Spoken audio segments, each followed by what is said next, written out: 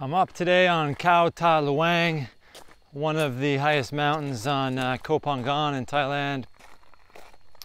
And I want to talk about what animism is, how I define it, and what it means to practice animistic practices. So essentially animism is the ancient indigenous worldview of humanity when we lived in forests, when we were hunter-gatherers and we lived in tribes, before we domesticated plants and animals and developed agriculture and civilization. And during this period, we had this intimate connection to the earth. We felt this incredible presence, and we had this connection mythologically in our stories to the earth. And really the kind of stone age of humanity, when we used stone tools, when we had the consciousness to develop these tools, goes back about 2.6 million years. And it's only in the last 10,000 years that we developed agriculture in different times in different places in different parts of the world. But when we were animistic, we saw ourselves as part of nature. We had a mythology, a culture that was connected into the soil we lived on, into the air we breathed, the water that nourished us and fed our thirst. And in modern times, we've lost touch with that. Increasingly, culture is something that other people do, like a professor or an author or someone on TV. The culture is something you consume, and it's what someone else produces for you, and then you purchase it or you stream it. But real culture is connection to the earth, to ourselves, to each other. It's best seen in the modern world in the food we eat, that we share with each other. Food is a sacred thing to be grateful for, to be shared, to eat with other members of our, wider tribe. And in the modern world here, I think we have to reawaken this animistic perception of the world, where we see ourselves as intimately part of it. Otherwise, we will keep destroying the planet. And the more educated we become, the more developed we become, the faster we destroy the planet. And that's the irony, because we have this culture where we develop the mind, the head, the rational, the logical mind, and we don't develop like our gut brain that connects us to the food we eat by eating good food and balances us, allows us to see based on the nutrients we get in our diet that are hopefully from a diversity of different plant species and are wild and grown in real soil and without all these chemicals. And then our heart brain of this connection to each other as mammals, a tribe, a sense of community and belonging is more important than all the material things in the world, which can often lead to isolation. And you see that in poorer countries where people depend on their family, depend on their community. You don't have the loneliness and the depression and the anxiety anywhere near the levels you have in rich countries where people are independent. Their money isolates them. They don't have to rely on anyone else. Like spouses married don't even have to rely on each other. They can just like divorce each other and just go find someone better if they want. And that's kind of the casino of the modern world. You can have instant gratification. You can enjoy all these things, but they can also corrupt you.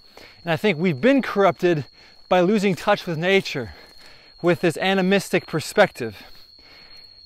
And really animism is an umbrella term, and it's important not to get too into the anthropology and the ecology of approaching things like an observer from an alien planet that's somehow here, because so much of the scientific perspective looks at our bodies and natures as machines, and we can understand the little parts, and then we kind of can create this theory of everything in our heads and then have complete understanding and live in this utopia.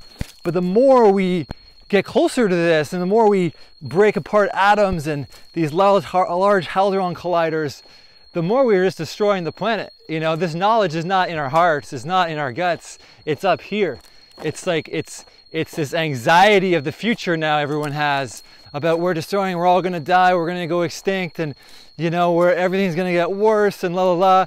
And not to say everyone believes that, but it's promoted in the media constantly. Like, we pay attention to the things that are threats to our survival, and there seems to be a lot of them today.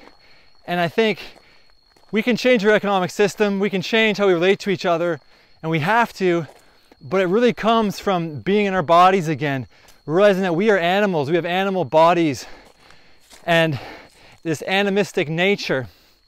And when we quiet our minds, we can really experience it. When we spend more time in nature and we move our bodies and we sweat, we feel more alive, and we can connect to our animistic history, our animistic heritage of being animals, but storytelling animals that can shape our perspective, how we see the world through stories, through mythologies we create that inspire a culture to persist over eons of time.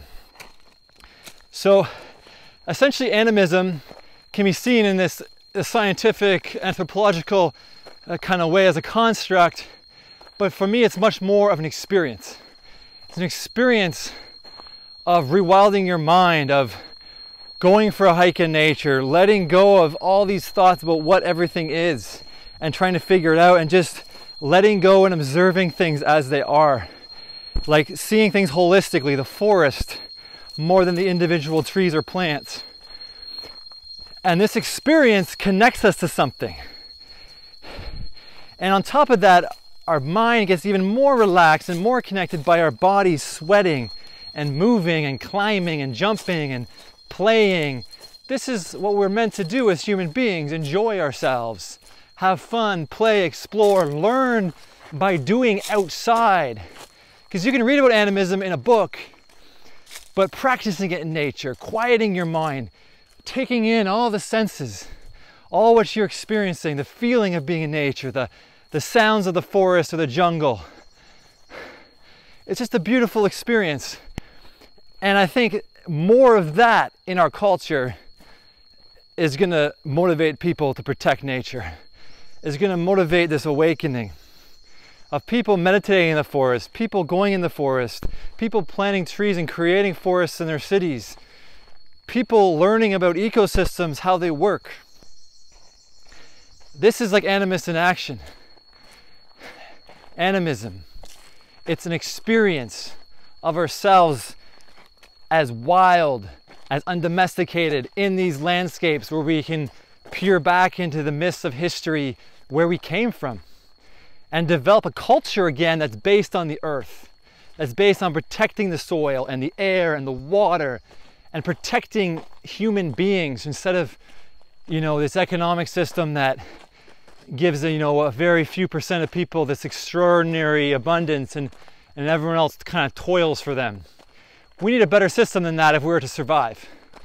And we need more compassion. And living in a Western city like Vancouver, we become robot-hearted. It's a good mural at Jericho Beach in Vancouver. It talks about that. How modern people have become robots in their hearts. Don't feel for people outside this very small circle. And don't feel deeply for themselves, even for the earth, for others. And without that, we lose our humanity. We lose our, our culture. Because really culture comes down to love and connection with ourselves, with others, with nature around us. And I really think animism is a way, a practice in nature where we can revive that, where we can rewild ourselves, our cities, our towns, take children out of these, cubicle, classroom-like environments and put them in a forest where there is high consequences, unexpected things happening, where it's not just this manufactured reality of straight lines and boxes and just this way of thinking that you learn mainly through books and very little through experience. So you've had so much book theoretical knowledge, but by the time you actually get out into the real experience, you don't even see it freshly. You see it as you've been told to see it through other people's eyes, through your cultural worldview that you've been brought up in. And I feel like the great minds throughout history, whether spiritual prophets like Buddha or Lao Tzu, or like brilliant minds, in terms of innovation like Einstein or Tesla, they connected to something in the real world. They connected to something deep inside of themselves. And they developed this compassion for other people that made them brilliant.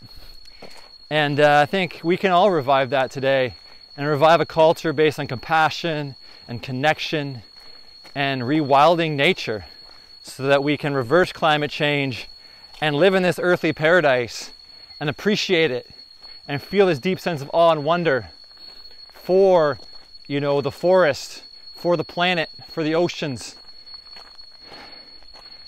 And that's why I love nature and coming to the forest.